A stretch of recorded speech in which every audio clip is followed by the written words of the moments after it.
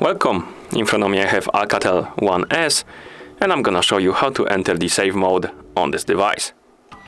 First, let's start by pressing and holding the power button. When this menu appears on the screen, press and hold on the power off option.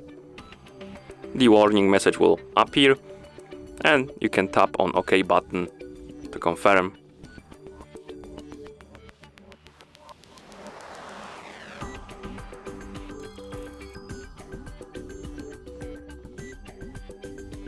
As you can see, our device entered the save mode. It says it right here. Let's unlock the SIM card and unlock the screen.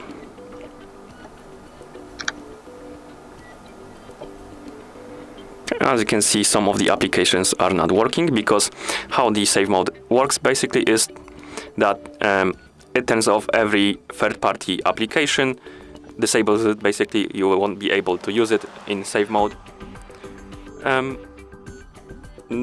Basically, it does it so you can check if you have any errors on your phone and you enter the save mode. If it was fault of the third-party applications or the system applications, you can check it right here. And to exit this mode, simply press and hold the power button, then tap on the restart option and tap OK to confirm.